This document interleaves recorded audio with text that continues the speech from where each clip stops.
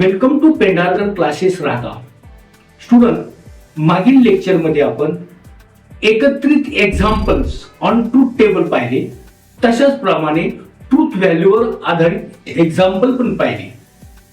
आता ह्या लेक्चरमध्ये आपण ट्रूथ टेबलवर आधारित एक्झाम्पल पाहणार आहोत. आता पुढचं वाक्य कव्हर करताना त्या ठिकाणी आपल्याला बघा असं सांगितलेलं आहे, if the statement P and Q are true. P आणि Q हे ट्रू आहेत, बट R आणि S हे फॉल्स आहे. Determine the truth values of the following. मग दिलेलं काहीतरी स्टेटमेंट असं त्याचं आपल्याला ट्रूथ व्हॅल्यू काढायची. तर मग आता या ठिकाणी लक्षात घ्या, ट्रूथ व्हॅल्यू पहिल्यांदा पहिलं एक वाक्य दिलं, निगेटिव्ह P अँड Q और निगेटिव्ह R. मग आता याचं सोल्युशन पाहताना निगेटिव्ह P अँड मग निगेटिव्ह P कसा आहे, मग देअरफॉर आता वरचं स्टेटमेंट विचारात घ्यायचं. मग हे कसं मांडायचं, is equal to negative P हा ट्रू आहे म्हणतात या ठिकाणी, जे Pच्या जागेवर त्याची व्हॅल्यू ट्रू. अँड नंतर Q कसा आहे, ट्रूच आहे. और निगेटिव्ह R कसा आहे, फॉल्स आहे. R is a false. आता एक एक फक्त निगेटिव्ह म्हणजे अपोजिट. निगेटिव्ह म्हणजे अपोजिट. मग आता ट्रूचा अपोजिट काय येईल, फॉल्स. अँड ट्रू याचा अपोजिट काय येईल, फॉल्सचा ट्रू. मग आता ब्रॅकेट सॉल्व करायचा, फॉल्स अँड ट्रूचा ऑर काय, ट्रू. कारण ट्रूचं सगळंच ट्रू असतं म्हणून हा येतो ट्रू. आणि एंड मध्ये आपण पाहिलं सुरुवातीचा टेबल, ट्रूचा एंड फक्त ट्रू असतो. ट्रूचा एंड फक्त ट्रू असतो. मग ह्यो काय ह्या ठिकाणी फॉल्स आणि ट्रूचा एंड हा फॉल्स असेल तर ही त्याची value. False is the value of truth value of the given statement. या दिलेल्या स्टेटमेंटची टोटल व्हॅल्यू फॉल्स. आता हे परीक्षेला एकच असतं. आता एक असं इतकं जर वाक्य दिलं तर तुम्हाला ते त्या शिक्षकावर डिपेंड असेल की समजा हे 1 मार्काला द्यायचं तर 2 मार्काला द्यायचं तर 3 मार्काला द्यायचं. मग तो त्याने जर आपल्याला 1 मार्काला द्यायचं ठरवलं, पण 1 मार्काला छोटं असतं, हे थोडं बोल्ड आहे 2 मार्काच्या हिशोबाने. तर 1 मार्काला असेल तर अशी 3 वाक्य देतील, 1 2 3. 2 मार्काला असेल तर अशी 2 वाक्य देतील, 2 2 4 मार्काला येतील. आणि 3 मार्काला असेल तर थोडस बोल्ड असेल. मग अशा पद्धतीने हे पहिलं वाक्य झालं. मग दुसरं वाक्य आता बघा, नाही का, याच काहीतरी दिलेलं आहे, P and negative R and negative Q और S. मग आता याचं सोल्युशन कव्हर करताना आपल्याला या ठिकाणी काय करायचंय, बरं, इज इक्वल टू Pचं मिनिंग काय आहे, ट्रू. अँड निगेटिव्ह Rचा येतो फॉल्स, Rचा फॉल्स. अँड या ठिकाणी Qचा येतो ट्रू और S आहे फॉल्स. पहिल्यांदा निगेटिव्ह कट करा. निगेटिव्ह कट करा म्हणजे त्याच्या अपोजिट घेऊन टाका. मग देअरफॉर ट्रू अँड फॉल्सचा निगेटिव्ह काय, ट्रू. मग अँड या ट्रूचा निगेटिव्ह येतो फॉल्स और फॉल्स. फॉल्स और फॉल्स. ट्रूचा एंड ट्रूच. ट्रूचा एंड हा ट्रू. अँड फॉल्सचा ऑर हा फॉल्स असतो. फॉल्सचा ऑर हा फॉल्स असतो. ट्रूथ टेबल मध्ये अँड च्या टेबल मध्ये ट्रूलाच फक्त ट्रू असतो आणि फॉल्स म्हणजे ऑरच्या टेबल मध्ये FA प्लस F असतो. आणि ह्या दोघांचा अँड काय आला या ठिकाणी, परत अँड हा ट्रूला ट्रू असतो म्हणून हा फॉल्स आला, म्हणून त्याची फॉल्स व्हॅल्यू. म्हणून त्याची फॉल्स. आता त्याचप्रमाणे आपण तिसऱ्या वाक्याकडे या ठिकाणी जाऊया. मग तिसरं वाक्य असं आहे, निगेटिव्ह P इम्प्लाय Q. मग याचं सोल्युशन कव्हर करीत असताना मग सोल्युशन कव्हर करीत असताना या ठिकाणी येतं नाही का इज इक्वल टू, मग निगेटिव्ह पी, पी हा ट्रू आहे, इम्प्लाइज क्यू पण ट्रू आहे, true imply true, double imply त्याच्यामध्ये किमती टाकून राहिलो आपण. आर ची किंमत काय आहे फॉल्स, अँड हा पण येतो फॉल्स. मग आता इथं या ठिकाणी कव्हर केलं तर निगेटिव्ह ट्रूचा इम्प्लाय ट्रूच, डबल इम्प्लाईज फॉल्सचा अँड. आता अँड मी तुम्हाला सांगितलं ट्रूला फक्त ट्रू असतो, फॉल्स असू तर काही असो सगळे फॉल्स असतात, म्हणून इथं फॉल्स. मग आता याचा निगेटिव्हचा ट्रूचा निगेटिव्ह हा येतो इथे फॉल्स, डबल इम्प्लाय फॉल्स.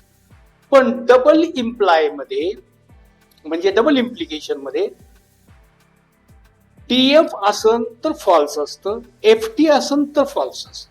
हे एफ आहे म्हणून हे true in, therefore its value is true.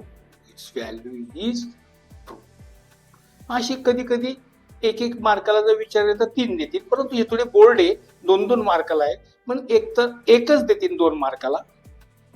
कारण आपल्याकडे फक्त क्वेश्चन किती आहे 2 मार्काचे आणि 3 मार्काचे. म्हणजे 2 क्वेश्चन 4 मार्काला असं लॉजिकला नसतो नाही, म्हणून 2 मार्काला शक्यतो 1 दिला जाईल. कारण हे थोडे मोठे एकदम छोटे असत 2 स्टेप मध्ये होणारे तर मग 1 मार्काला. आणि याच्याही पेक्षा थोडा बोल्ड क्वेश्चन असेल नाही, ह्या दोन्ही क्वेश्चनचा एकत्रित मिळून हा क्वेश्चन आणि हा क्वेश्चन एकत्र मिळून जर असेल तर त्याला थोडा वेळ जास्त लागतो, तर मग 3 मार्काला. अशा प्रकारे आपल्याला या ठिकाणी हे आपण क्वेश्चन पाहिले. मागच्या याच्यामध्ये पण मी घेताना कसे घेतलेले बघा, अँडचे 1 वाक्य, ऑरचं 1 वाक्य, इम्प्लायचे 1 वाक्य, डबल इम्प्लायचे 1 वाक्य, 4चे 4 वाक्य आपण कव्हर प्रत्येक ठिकाणी करून write the negative of following. आता निगेटिव्ह म्हणजे डायरेक्ट अपोजिट. लक्षात घ्या, हे इंग्लिशचं निगेटिव्ह नाही, आपल्याला मॅथमॅटिक्स मध्ये निगेटिव्ह पाहिजे. निगेटिव्ह म्हणजे कम्प्लिटली अपोजिट. आता तुम्हाला इंग्लिश मधलं मी निगेटिव्ह सांगतो की ही इज, आपण समजा ही इज बॉय, मग आपण काय म्हणतो ही इज नॉट गर्ल, त्याचे विरुद्ध घेतो. तसं इथं विरुद्ध घ्यायचं नाही, इथं completely he is not boy, हेच याला निगेटिव्ह होतं. मग पहिलं वाक्य बघा, प्राइस इन्क्रीजेस. मग याचं सोल्युशन मांडताना आपल्याला काय येईल की प्राइस इन्क्रीजेस. मग हे घेताना कसं येईल negative, price does not increase.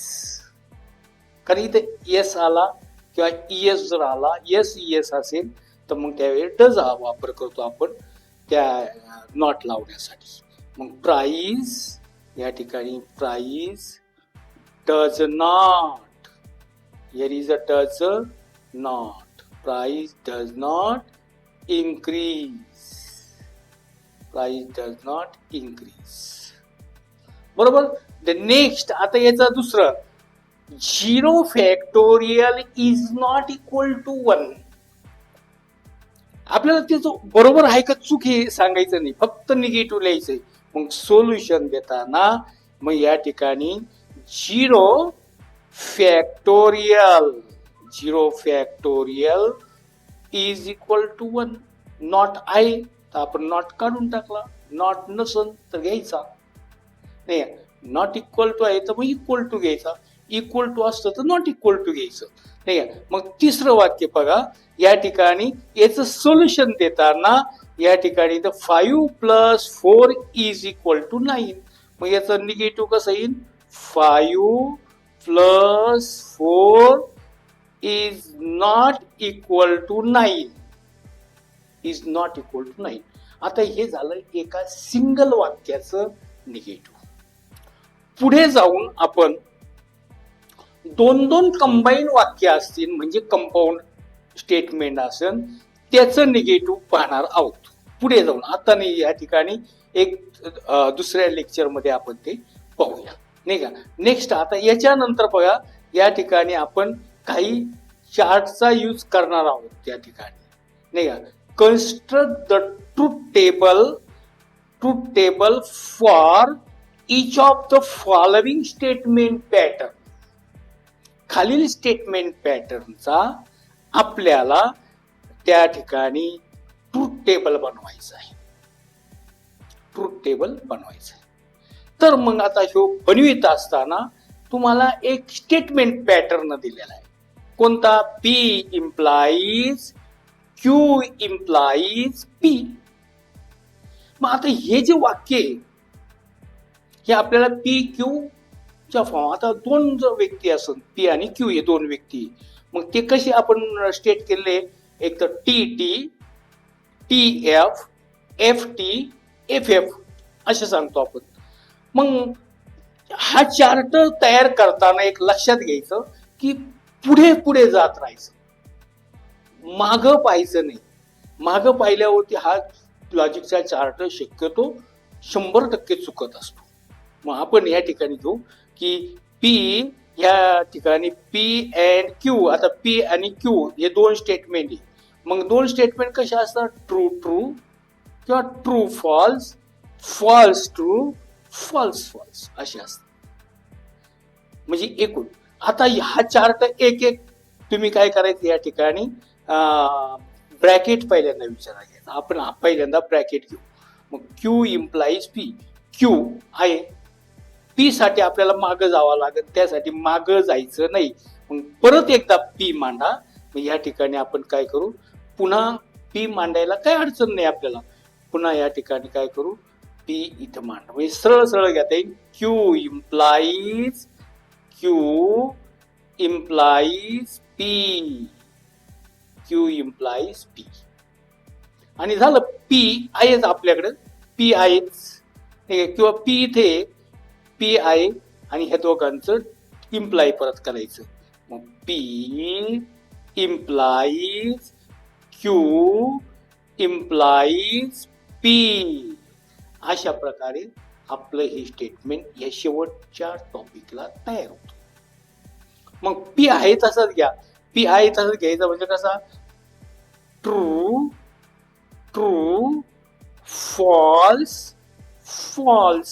आपण आहे तसंच घेतला ट्रूथ टेबल.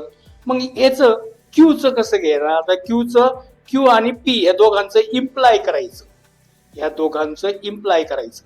कसे आहे? इम्प्लाय मध्ये मी तुम्हाला सांगितलेले, इम्प्लाय मध्ये टीएफ ला एफ असतो. इथं टीएफ नाही, इथं टीएफ नाही, इथं टीएफ आहे. मग याला फक्त एफ असेल.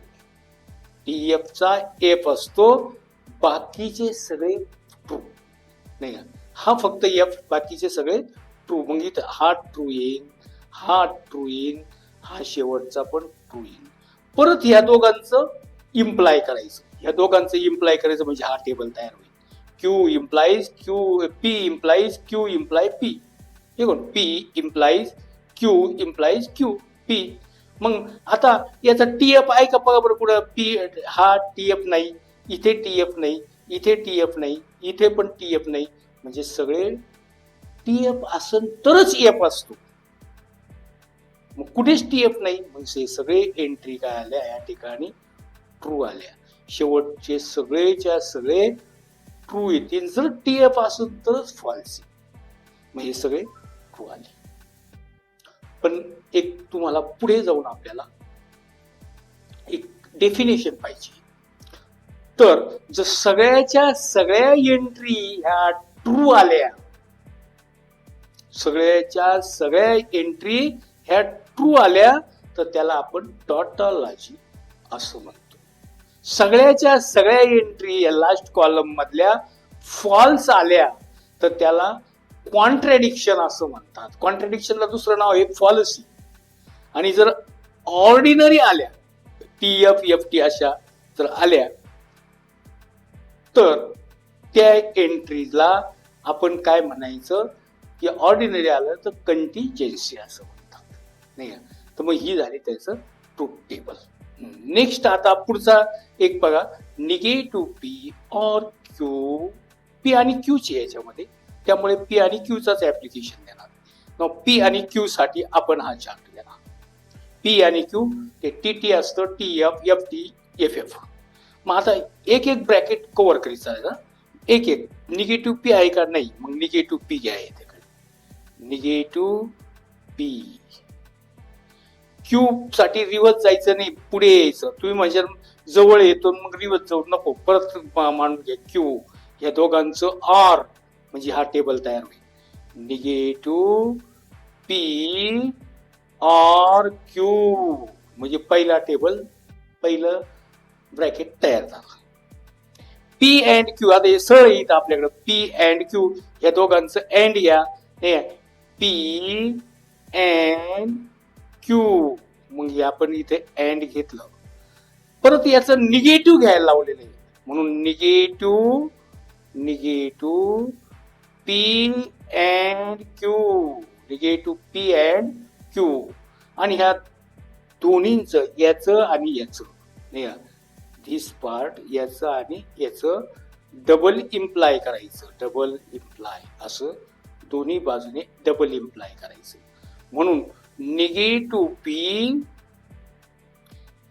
R Q double implies negative P and Q, negative P and Q. झालं. मग आता पूर्ण टेबल त्या ठिकाणी तयार. आता काय येईन ते काय जे ते आन्सर, नाही म्हणून चुकायचं नाही. चुकलं म्हणजे इथं लॉजिक मध्ये लक्षात आहे, एक शब्द जरी चुकला